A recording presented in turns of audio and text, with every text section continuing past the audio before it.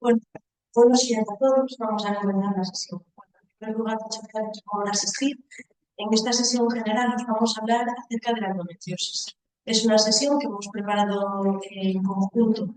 Lucía Luengos, que es residente de segundo año de Matrona, Irene Cantelli, que es residente de cuarto año de ginecología y obstetricia, María Claudia Charal, que es residente de tercer año de cirugía general, y yo soy Laura Varela y soy residente de tercer año de ginecología y obstetricia.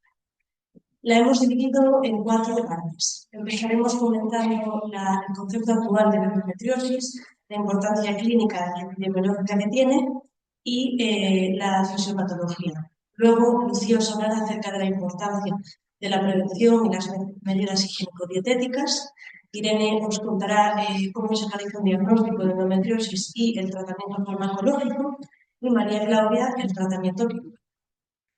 Empezando por la definición. Bueno, la endometriosis es una enfermedad de la que se habla desde hace muchos años. Si retrocedemos en el tiempo, hace 4.000 años en los textos hipocráticos también se hacían deducciones como las que os pongo aquí. Retrasar la maternidad desencadena trastornos, se hablaba de menstruación dolorosa, del dolor y la infertilidad como resultados potenciales de las enfermedades del útero, del embarazo como una posible cura. Bueno, hoy en día el concepto actual que tenemos de la endometriosis es muy distinto.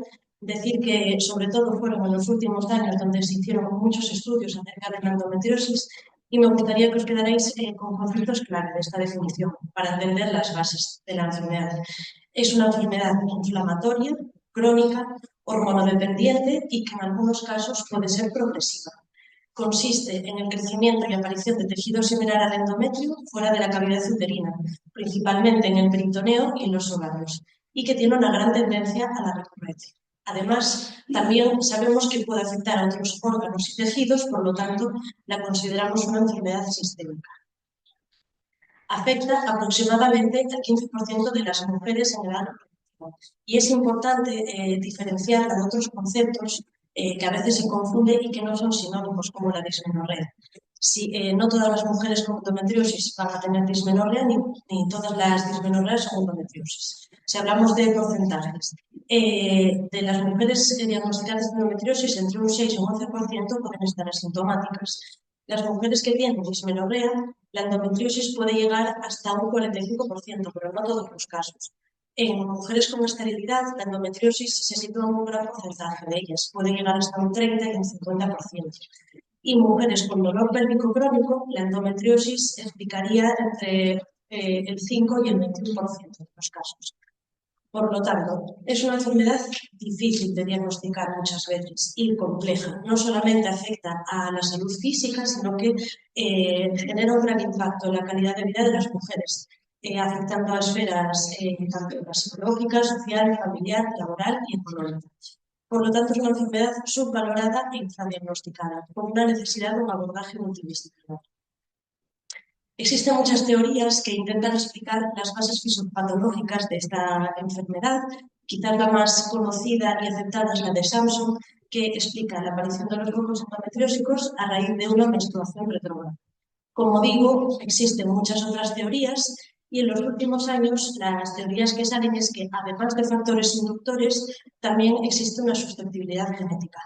Vamos a ver ahora de forma resumida y esquemática cuáles son esos factores que explican la fisiopatología, ¿no? Como os pongo aquí, tendremos un desequilibrio hormonal, un estado de estrés oxidativo y de inflamación crónica y una disfunción múltiple. En cuanto al desequilibrio hormonal, es un desequilibrio cualitativo, no cuantitativo, a nivel del metabolismo celular. Si comparamos una célula endometriósica con el endometrio normal, vemos que hay una falta de expresión de los receptores beta de la progesterona. Esto va a hacer que la progesterona no pueda ejercer todas sus señales. Y por lo tanto, esa resistencia a la progesterona en las células endometriósicas va a crear un ambiente hiperestrogénico, con la predominancia de las señales estrogénicas como la proliferación, la replicación del ADN y la migración celular. Ese ambiente hiperestrogénico dentro de la célula, además de perpetuar la síntesis de estrógenos, va a estimular la síntesis de prostaglandinas y otras citoquinas inflamatorias. Por lo tanto, dentro de la célula también tendremos una inflamación crónica persistente. Si salimos al ambiente extracelular, en los focos endometriósicos, se van a producir microhemorragias. Esos sangrados hacen que se liberen radicales libres de oxígeno, haya un estado de estrés oxidativo, sean también focos inflamatorios con muchas células de la inflamación que con el tiempo pueden actuar de forma disfuncional. Y por lo tanto también tendremos una inflamación extracelular, que si persiste en el tiempo, alrededor de esos focos endometriósicos se producirán cambios en la vascularización, cambios en las fibras nerviosas, y esto nos ayuda a entender que algunas de las complicaciones y comorbilidades que tienen estas mujeres. Por otro lado, también, si se perpetúan el tiempo, se producen cambios genéticos, como cambios en la metilación de determinados genes, como pongo aquí. Esto se puede trasladar a otras células y a otros tejidos. Y es ahí donde entendemos que es una enfermedad sistémica. Explicado esto, vamos a ver ahora qué tipos de endometriosis existen en función de la localización de estas lesiones. Si se sitúan a nivel del ovario, lo conocemos como endometriosis ovárica, también endometriomas. Luego tenemos la endometriosis peritoneal superficial, donde las lesiones estarían en el peritoneo y tienen menos de 5 milímetros de profundidad. Y por último, la endometriosis profunda, que es el subtipo más grave, donde las lesiones son más fibrosas, tienden a infiltrar los tejidos, pueden afectar órganos como la vejiga, como el recto, y son muy difíciles de extirpar. Y os pongo aquí abajo la adenomiosis, que consiste en la presencia de tejido endometrial en el espesor del miometrio, ya que, aunque se considera una entidad distinta, se sigue estudiando si comparte un origen fisiopatológico común o no. ¿Qué clínica va a haber? Bueno, va a ser una clínica variada. Digamos, el síntoma cardinal va a ser un dolor pélvico, característicamente menstrual y premenstrual. La localización de los focos endometriósicos va a determinar la presencia de otros síntomas, como comentará luego Irene, puede afectar a la esfera sexual, pueden tener síntomas urinarios o síntomas gastrointestinales. La esterilidad, como os decía, es una consecuencia bastante frecuente en mujeres debido a las alteraciones anatómicas pélvicas y a la alteración en la foliculogénesis, causando ovocitos de mala calidad. Luego, el dolor crónico a veces es muy difícil de tratar y puede tener componentes como la hiperalgesia, la anuria, debido a todos esos cambios en las fibras nerviosas y esa inflamación de bajo grado persistente que comentábamos antes. En el embarazo también sabemos que hay complicaciones que se relacionan con la endometriosis. Las mujeres con endometriosis tienen más riesgo de abortos espontáneos, metrorragias, parto prematuro, retrasos de crecimiento, baja adherencia placentaria y aumento de la tasa de cesáreas. Y no debemos olvidar, evidentemente, el impacto psicológico-social que tienen estas mujeres con esta enfermedad. También hay muchos estudios que intentan ver la asociación que tiene la endometriosis con determinadas enfermedades. Como vemos, debido a ese dolor crónico, a esa inflamación de bajo grado, se sabe que las mujeres con endometriosis tienen con más frecuencia enfermedades como las que os pongo aquí. La fibromialgia se asocia con la endometriosis profunda, tienen 3 veces más riesgo de tener un síndrome de intestino irritable y migrañas. La disfunción inmunitaria que comentábamos antes también nos explica que estas mujeres tengan con más frecuencia enfermedades autoinmunes. Y menciono la enfermedad de Graves como la disfunción tiroidea más frecuentemente asociada. También sabemos que las mujeres con endometriosis tienen un riesgo cardiovascular aumentado. Si vemos los datos de los últimos estudios, tienen un 20% más de riesgo de sufrir un accidente cerebrovascular y hasta un 35% más riesgo de sufrir un infarto agudo de miocardio. También se han hecho muchos estudios intentando ver si existe alguna asociación de la endometriosis con algún cáncer, y aunque se sabe que el riesgo absoluto comparado con la población general sigue siendo bajo, hay algunos subtipos que se ve que hay un pequeño riesgo, como sería el cáncer de ovario, el de mama y el de tiroides. Y os dejo con Lucía, que os hablará de la intervención metabólica. Vale, pues como os ha dicho Laura, desde la consulta de la matrona, lo que podemos hacer con estas mujeres es una intervención metabólica para tratar de mejorar su calidad de vida. Lo que les ofreceremos es realizar una restricción calórica, especialmente durante la fase fúctea del ciclo, que es cuando la sintomatología es mayor, realizar una dieta cetogénica con un ayuno controlado que nos ayuda a aumentar las dopaje de los tejidos, siempre teniendo en cuenta factores individuales como el peso, la relación con la comida. Y también es muy importante mejorar el descanso. Un poco así recomendaciones en general, siempre con el objetivo de disminuir la inflamación a través de una dieta saludable. Realizaremos 3 comidas diarias para así aumentar los periodos de ayuno entre estas, una restricción calórica manteniendo una ingesta nutricional adecuada, comiendo despacio y en pequeñas cantidades y recurriendo a fuentes vegetales de proteínas. Así un poco alimentos prohibidos que se deberían de retirar de la dieta y algunas opciones para poder sustituirlos, pues deberíamos de retirar el alcohol, el tabaco y cualquier otro tóxico. El café se podría sustituir por infusiones como el té verde, negro, la salvia u otras. Los preparados fritos, empanados o rebozados se deberían de sustituir por otro tipo de preparaciones como la olla a presión, el horno o cocinados al vapor. Deberíamos de retirar de la dieta los azúcares, aceites y harinas refinadas y cocinar siempre que sea posible con aceite de oliva virgen extra. Y algunos alimentos muy antiinflamatorios también son los lácteos y el trigo, por lo que se deberían de retirar de la dieta. Hablando un poco así de grupos de alimentos más en concreto, pues las frutas se podrían consumir 3 raciones diarias, especialmente aquellas ricas en polifenoles por su poder antioxidante, como las frutas, como las fresas, las uvas, las cerezas o los arándanos, en general los frutos rojos. Y de estas 3 piezas, al menos una debería ser específico para aumentar el aporte de vitamina C. En cuanto a la verdura, pues 2 raciones diarias, evitando la variedad crucífera por su mala asimilación en muchas ocasiones, como el brócoli, las coles de Bruselas, el repollo, la coliflor y la col rizada. En cuanto a las carnes, un dato que puede parecer bastante llamativo es que las carnes rojas están bastante limitadas, a 1 o 2 raciones mensuales. Sin embargo, las carnes blancas sí que se pueden consumir en mayor cantidad, como de 2 a 4 días a la semana. En cuanto a los pescados, son interesantes por su poder antiinflamatorio debido a su alto contenido en omega 3, de modo que se pueden consumir en 5 o 6 raciones semanales, de ellas al menos 3 de pescado azul porque tienen mayor contenido en este omega, como el salmón, las sardinas o las anchoas. Los huevos serían la fuente de proteína más completa, se pueden consumir de 5 a 6 a la semana. Los frutos secos y las semillas también nos dan un aporte de omega 3 y se podría consumir una ración de 3 al día, principalmente almendras, avellanas, flores o pistachos, así como semillas de sésamo, chía, lino o caña.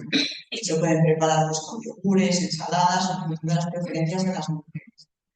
Las legumbres se deberían consumir de 2 a 3 raciones semanales. A veces también presentan una mala tolerancia y en este caso se pueden administrar cocinadas, trituradas con la batidora y pasadas por el pasapuré.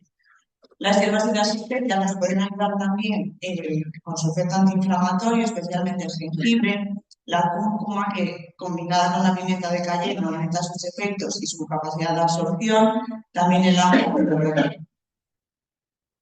En cuanto a los micronutrientes, pues habría que monitorizar los niveles de algunos de ellos, como la vitamina A, C, E, B12 y D para la suplementación.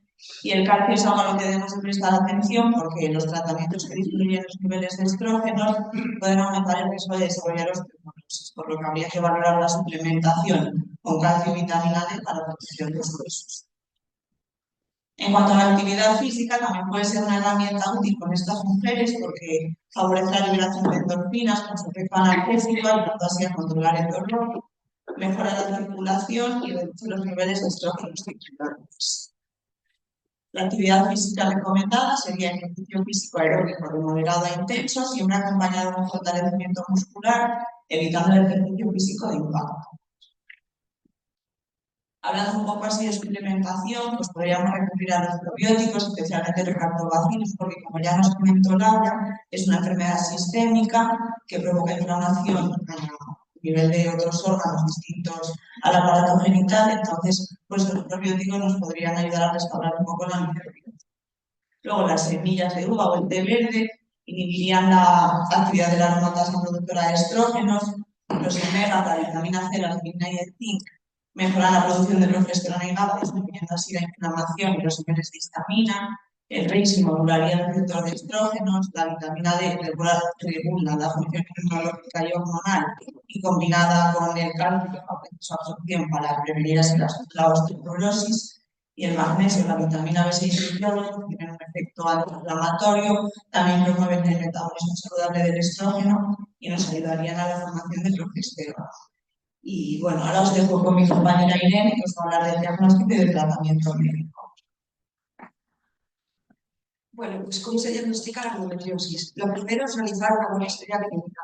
La endometriosis tiene una variedad de síntomas que en ocasiones se pueden confundir con alguna otra enfermedad oncológica, urológica o digestiva, y eso causa un retraso diagnóstico.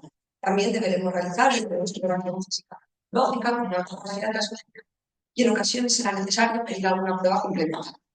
Lo que es muy importante es un diagnóstico precoz con el fin de instaurar de manera rápida un tratamiento que evite su progresión y las consecuencias que acarrea una endometriosis no tratada. Con respecto a la historia clínica, la mujer la mayoría de las veces nos contará dismenorrea intensa.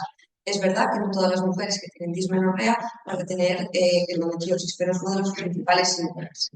En caso de endometriosis de larga evolución, sin tratar la pelvis, podrá referir dolor pélvico crónico.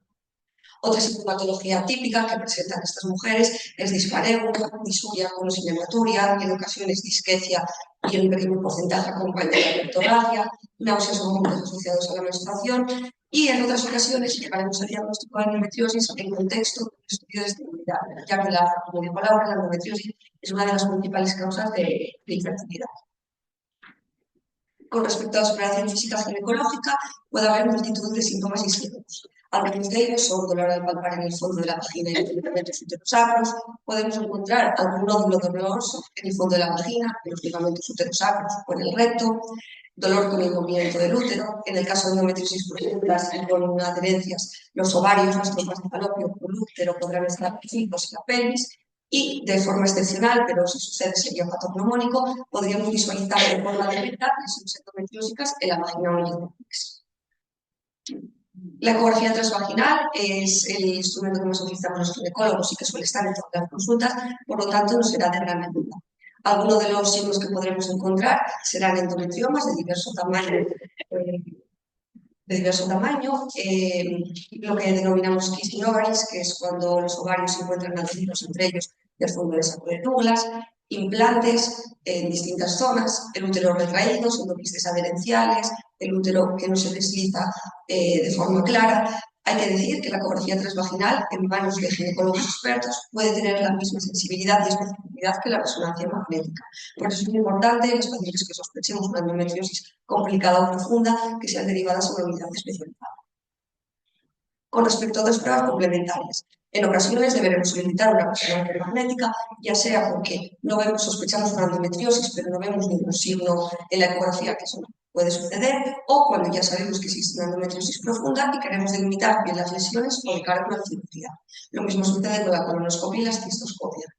En caso de endometriosis refractarias, que no están muy claras, que no conseguimos llegar a un diagnóstico claro o visualización de las lesiones, de forma excepcional se podría indicar una laparoscopia diagnóstica, aunque no es lo habitual.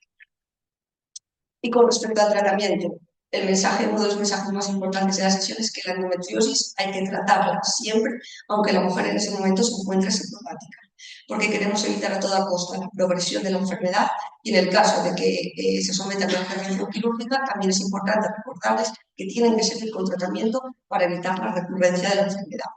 Otro objetivo secundario, obviamente, sería el control de toda la sintomatología asociada a la endometriosis y principalmente el dolor. Es importante individualizar el tratamiento, ya que algunas mujeres lo tolerarán unos u otros. En ocasiones hay que probar varios y sobre todo también deberíamos preguntar si la mujer tiene deseo genésico o no, ya que el abordaje podría cambiar. Y como se está viendo a lo largo de esta sesión, es muy importante un abordaje multidisciplinar. Es una enfermedad sistémica que requerirá la intervención de médicos de cabecera, matronas, cirujanos, ginecólogos, anestesistas. Muchos especialistas estarán implicados en el tratamiento de esta enfermedad. Y con respecto al tratamiento, tiene tres pilares. Uno es el tratamiento del dolor per se, que normalmente solemos pautar AINES, aunque se puede utilizar cualquier tipo de analgesia. En ocasiones hay que ir asociando distintos fármacos con distinto mecanismo de acción. En los casos de endometriosis muy severa, profunda, refractaria al tratamiento o a las intervenciones quirúrgicas y de larga evolución, estas pacientes suelen presentar un dolor pélvico crónico con fenómenos de hipersensibilización central y periférica, y en ocasiones debemos remitirlas a la unidad del dolor para que le realicen algún tipo de técnica específica que les ayude a controlar el dolor. Por otra parte, el tratamiento o el gold estándar de la endometriosis es el tratamiento médico con tratamiento hormonal. Y luego María Claudia nos hablará de cuándo está indicada la cirugía en esta enfermedad. Con respecto al tratamiento es hormonal. ¿Y por qué es hormonal? Pues tiene sentido, dado que la endometriosis es una enfermedad estrógeno dependiente. Estos tratamientos, de forma general, van a suprimir la actividad ovárica o van a actuar directamente en los focos receptores esteroideos y enzimáticos de los focos de endometriosis. Tenemos tres grandes familias, son los anticonceptivos orales combinados, los gestágenos y los análogos antagonistas de la GnRH. Tanto la anticoncepción oral combinada como los gestágenos lo que hacen es inhibir la ovulación, por lo tanto no habrá menstruación ni actividad de los focos endometriósicos y por lo tanto se evitará la progresión de todos los síntomas que llevan asociados a la enfermedad. Vale cualquiera de sus vías, hay algunas que tienen más efectividad, pero bueno, de forma general valdrá cualquiera de sus vías, oral, transdérmica, vaginal, etc. Y de segunda línea están los análogos antagonistas del GnRH, que lo que hacen es suprimir el eje hipotálamo hipofisario, creando una menopausia iatrogénica. Este tipo de medicamentos, si se utilizan más de 6 meses, deberíamos añadir una terapia actual con gestágenos y estrógenos para evitar pues, las consecuencias de una menopausia precoz. Y ahora María Claudia nos va a hablar del tratamiento.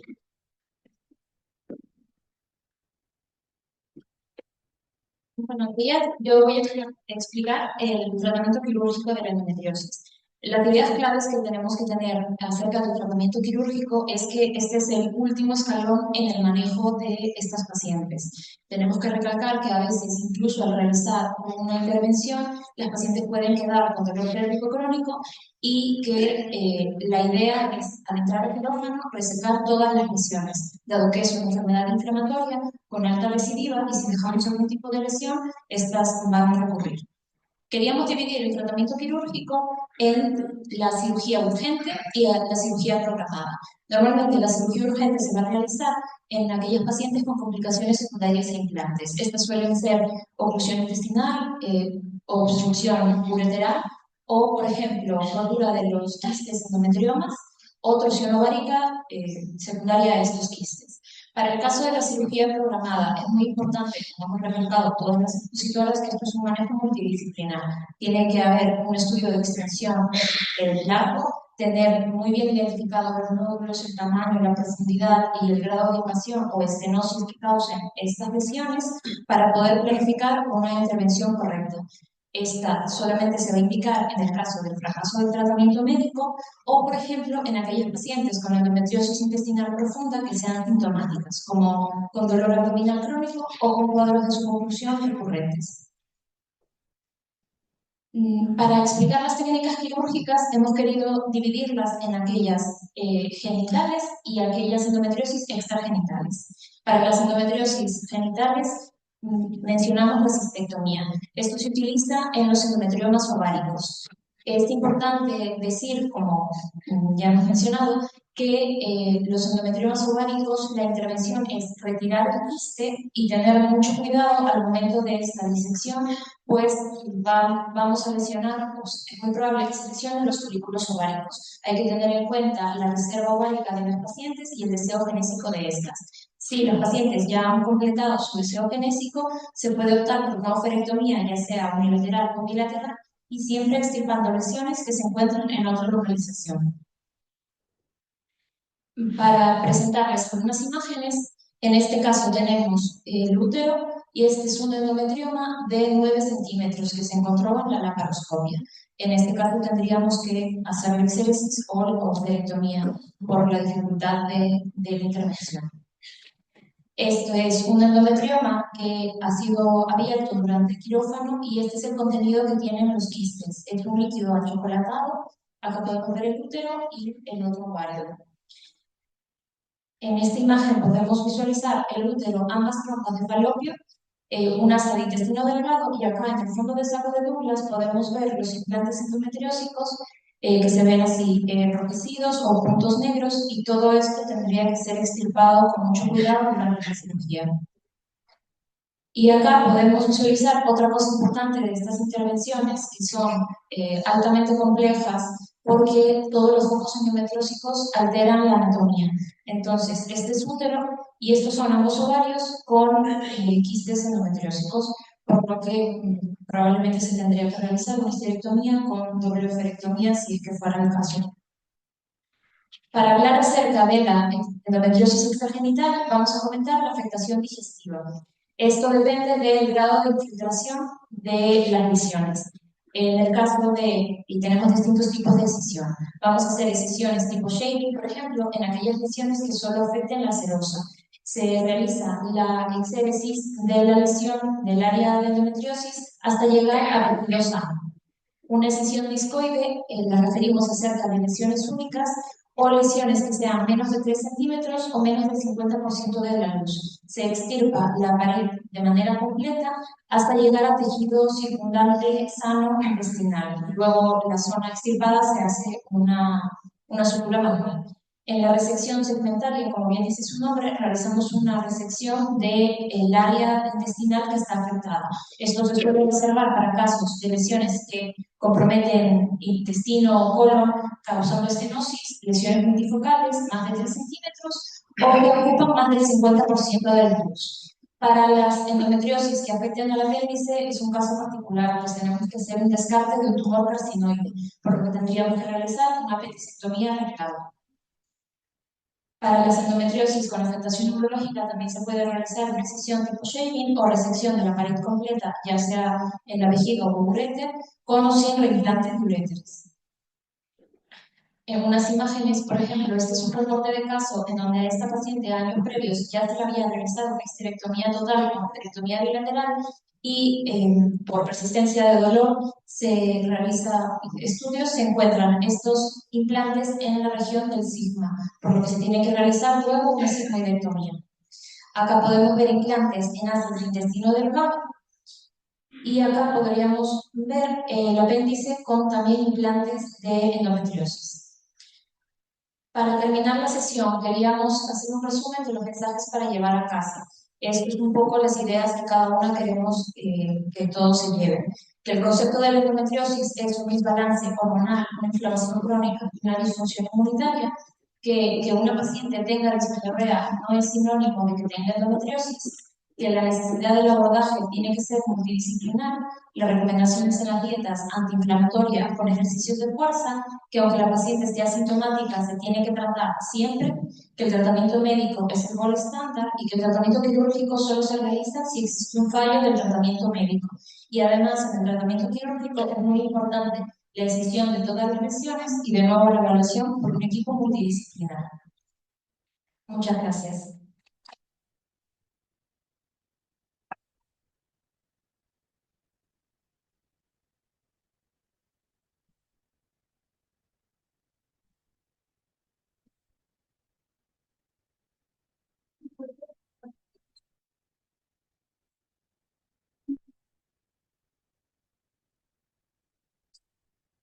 Muchas gracias.